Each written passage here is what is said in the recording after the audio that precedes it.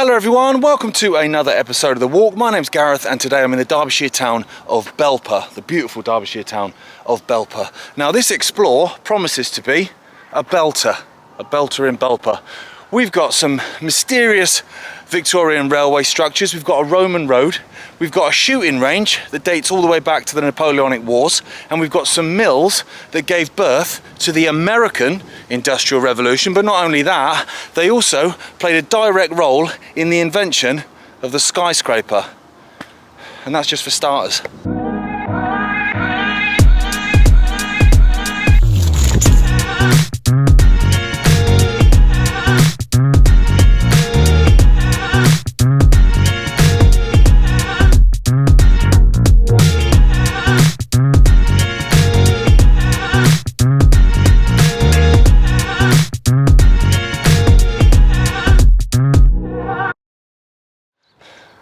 Okay, so here's Google Maps.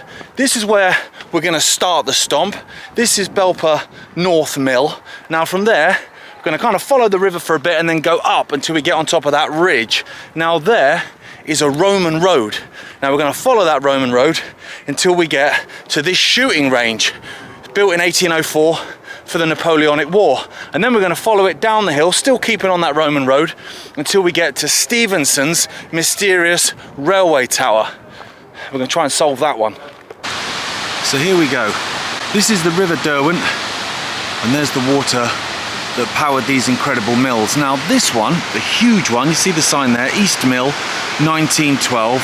Now if you've ever driven through Belper, it stands out like a sore thumb, you wouldn't miss it. But the more interesting one is actually this one here. This is the North Mill.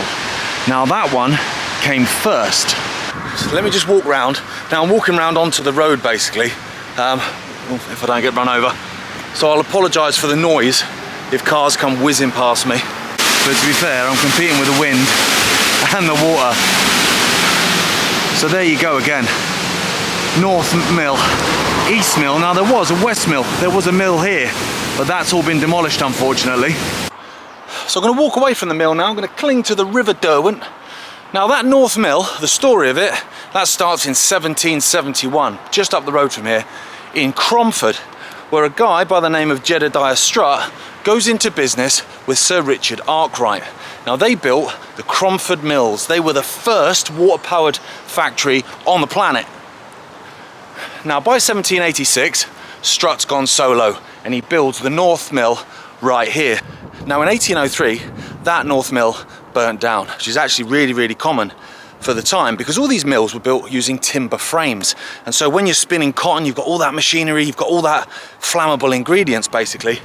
It was not uncommon for them to go up in flames. And so in 1804, his son William Strutt rebuilt the North Mill on the exact same footprint as the original.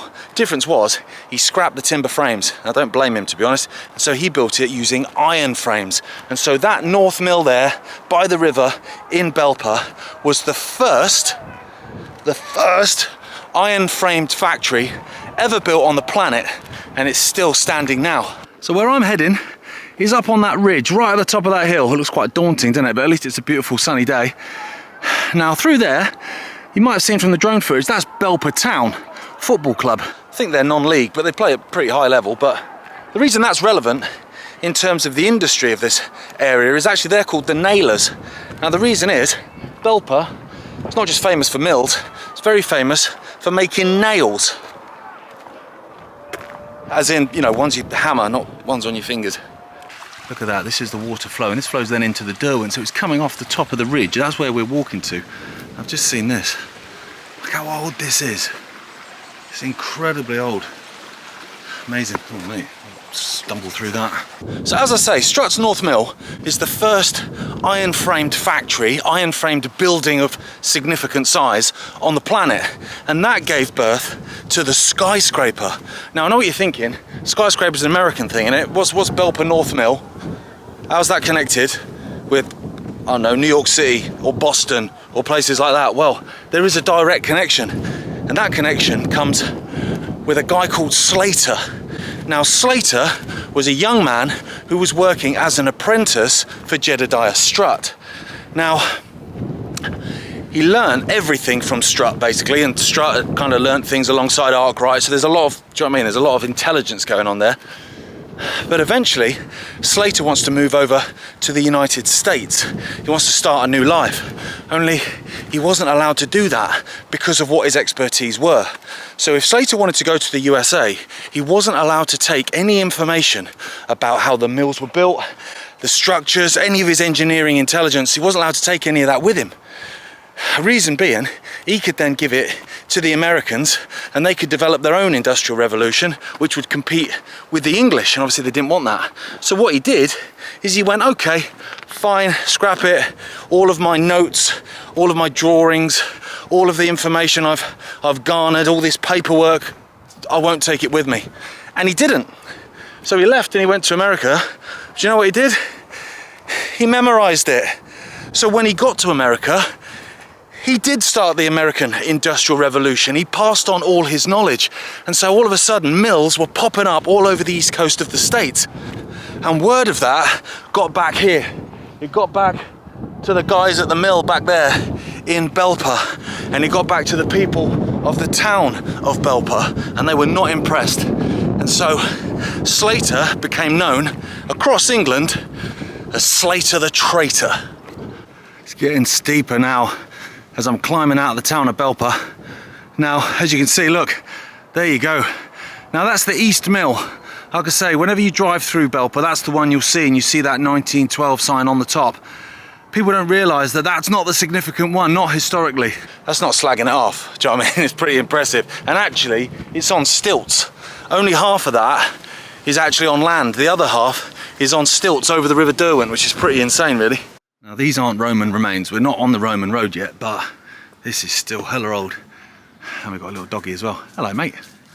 So the amazing industrial history of Belper is one thing, but what we're going to do in a minute is we're going to hang a right and we're basically going to go up a ridiculously steep hill. And when we get to the top of that hill, we'll hit this Roman road. Now, there's remains. There's remains. That's 2,000 years old, mate. Right, I'm going to do this as a slow reveal. It's quite steep, isn't it? Yeah. It'll be worth it when we get to the top. If it's easy to achieve, do you know what I mean? It's not worth having. So the hill's brutal. What I might do though, what he's bibbing for, is just walk backwards like that, because then I can see the mill looking amazing. And I can see the town of Belper. I can see an Aldi and a B&M. Panting. Wind's getting pretty intense now. But when I get on the ridge where the Roman road is, there's quite a lot of tree coverage. So actually it won't be as bad as this, but I'll apologise for this. It's quite unbearable, isn't it, when you can hear it? It's like, come on, mate. So here we go. We're way up above Belper. I'm out of breath, but it's totally worth it. You can see the mill down there, looking awesome. Now this is a Roman road. There's plenty more remains up the hill as well. It gets more intense, but look at that, mate. Now this Roman road is known as the Street, and it connected Manchester with Derby. Now Derby in those days was known by the Romans as Derwentino, and actually there's an area of Derby called Little Chester, and there's lots of Roman remains there. The reason it's called Little Chester is because basically Chester is a massive Roman city, and so when they built their settlements and stuff in Derby, they called it Little Chester because they were basically, essentially, basing it on that. And there's so much more here. Here we go, look, more cobbles. That's unbelievable. And it gets more intense as well. But mate, now because of the places this road connects, Manchester and Derby, two big places historically, it's almost certainly older than the Romans. I mean, what's the Romans? 2,000 years, isn't it? Like 50 AD to 80 AD or whatever it is, that sort of time. Yeah, mate, it's getting more intense now, just like the wind. Oh, mate, you're thinking that's some pebbles, mate. But it's incredible, isn't it? The age of it. And the fact it's all still here.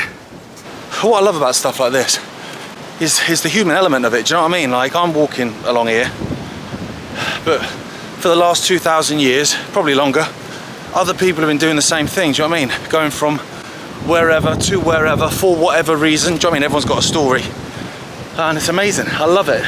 So we've done the invention of the skyscraper, we've done the invention of the American Industrial Revolution, we've done the, you know, what have the Romans ever done for us? And the next one, we're going all the way back to the Napoleonic War, to 1803. Now, let me just turn you around, because there's a massive wall. So this is the Roman road, the street, and suddenly there's an enormous wall that basically comes out of nowhere. And if you walk past it, you think, well, I don't know what that's about. Maybe it's a surviving wall from a you know, a farmer's building or whatever. But it actually has an important purpose, because in 1803, when the Napoleonic Wars kicked off between us and the French, obviously the soldiers were all deployed and they went off and they had their battles at Waterloo and what have you. But they always feared that Napoleon would invade, and so a local militia were formed to basically defend England itself. Now look at the size of this wall. It's enormous, isn't it? Incredible. And so what they did, they got a load of lads, probably from the mills to be fair, local lads, and they gave them some soldiers that would teach them basically how to shoot. And so they constructed this enormous wall, and they built a firing range that started off down that hill, so they could basically learn to shoot, so that if Napoleon ever did invade, we could defend ourselves. So I've just come into the field. Now look at this, I mean, geez, when you come to the bottom of it, you start to get the scope of the size of it. So all the way down there, those trees weren't there. You would be, you know, at certain stages, so shoot from a, you know, 100 yards, 200 yards or whatever, up at this wall. Now, this looks like, stinging nettle, this looks like, you know, water erosion or whatever at the bottom. But as you look up, I apologise for the wind, because we are really exposed here. As you look up, these are shot marks. They're shot marks from the muskets that were being fired from down in that direction. Now, when you get to the bottom of the hill, there's a pub. The reason that's relevant is not because I fancy a pint, although I kind of do. The reason it's relevant is because the officers that were supposed to be teaching these guys to shoot, from what I was reading, basically went and sat in the pub at the bottom of the hill and all got beard up while the lads came up here shooting at that wall. Now, fortunately, Napoleon never actually invaded, so these guys weren't actually needed. But what an incredible piece of history. 1803, still there now. But I guess, why would you pull that down? Unbelievable, isn't it? The history in this country blows my mind. Now the locals recently have dug up bullets, musket balls and stuff down from within there. Which I guess there's probably, you know, if they're doing it for target practice, there must be thousands and thousands of them probably still buried in the soil. Awesome though.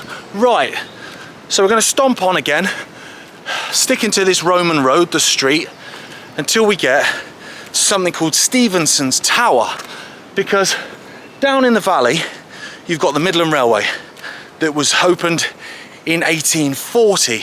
Now a lot of that was constructed by George Stephenson, his son Robert Stephenson, including the Milford tunnel, which actually goes underneath where we're walking shortly. We've got loads more remains now, look, of this Roman road, and as you can see, it's starting to drop off downhill, and I'll be honest, I am not gutted about that, because I feel like I've been stomping uphill forever. Now the reason why this Stephenson Tower is so interesting, to me anyway, is because no one really knows why it was built or what its purpose was. Now, we know it was built in 1839 because of records, a year before the railway opened, and we know that it's built right on top of the tunnel, and you can see there from the drone footage, you can see it's right in line with the ventilation shaft from that tunnel. So there were two theories as to why it was built. One was that it was to survey the line, and so you could stand on top of that and you could see so far in the distance in each direction that you could survey obviously the building of the line.